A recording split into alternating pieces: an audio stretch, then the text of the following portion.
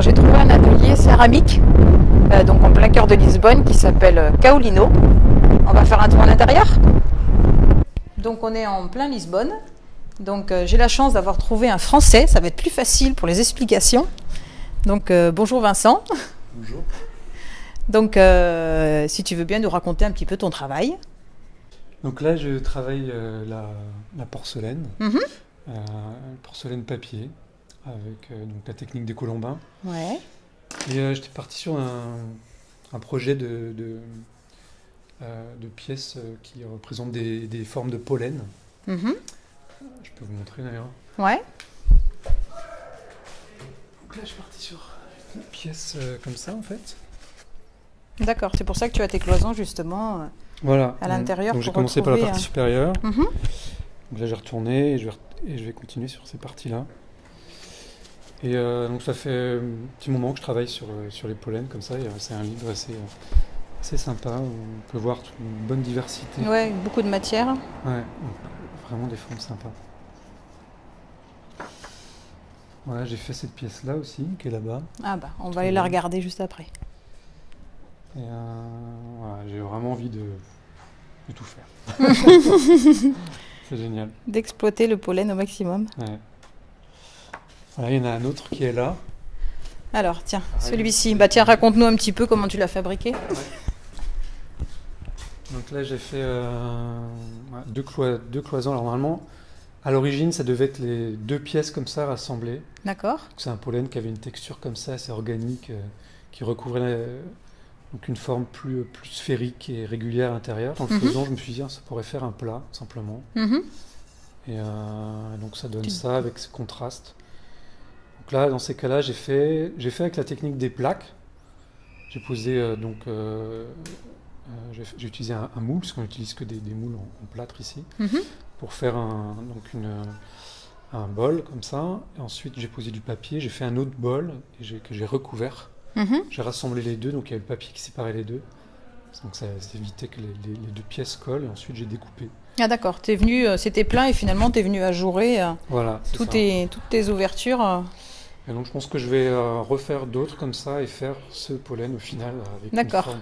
Peut-être avec plus d'espace. Je trouvais que ça manquait aussi d'espace entre les deux. Ça serait plus intéressant. Ça donnerait plus de légèreté aussi en faisant davantage d'espace. Donc je vais recommencer ça, mais je vais essayer d'en ça. D'accord.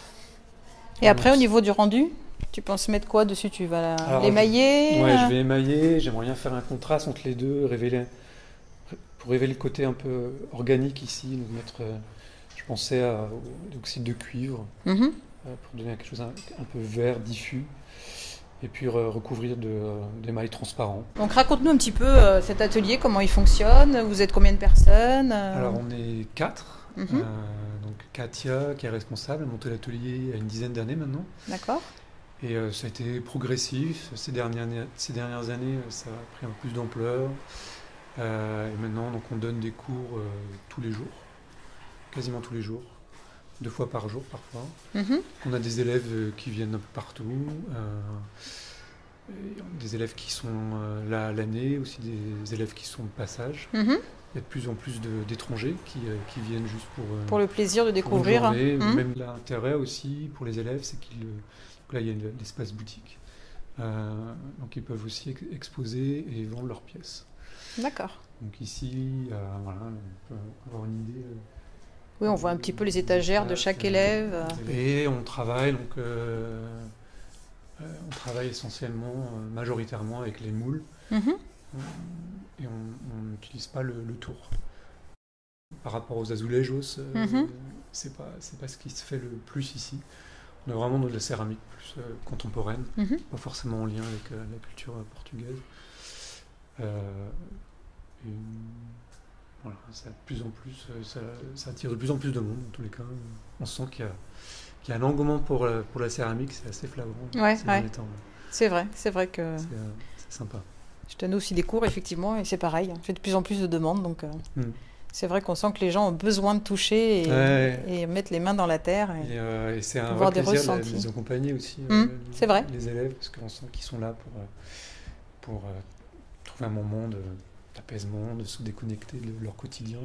Ils sont pas de jour sur deux et finalement ils sont contents de Ils sont souvent surpris de ce qu'ils peuvent sortir, Ouais. alors qu'à la base, ils pensaient, ils ne se croyaient pas capables, ou vous avez une idée qui n'est peut-être pas trop précise, et finalement... Et c'est l'intérêt d'ailleurs du moule, d'utiliser des moules, c'est quand même plus facile d'accès que le tour. Oui, c'est sûr, parce que le tour, il faut quand même des heures et des heures d'apprentissage.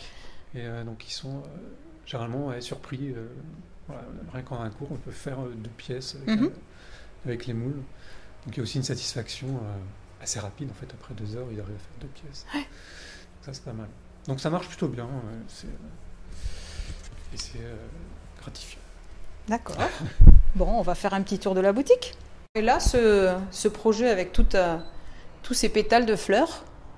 Alors ça, c'est une pièce de Katia Pessoa. Donc là, c'est un travail de longue haleine. Donc chaque assemblage de chaque fleur, cuisson au four à l'unité, émaillage transparent sur grès, et ensuite épinglé sur un tableau. Donc c'est une pièce qui marche bien. On a fait quand même plusieurs ces derniers temps. Ça a été exporté jusqu'au Japon. Donc là, on avait un projet d'exposition de pâtisserie. Donc Katia a commencé avec les donuts à droite. Et donc les élèves, on a intégré les élèves à ce projet. Donc les élèves qui ont fait des pâtisseries plus portugaises, là les bolos de Roche qui sont en haut. Au milieu, ce qui ressemble à un beignet, c'est une bola de Berlin.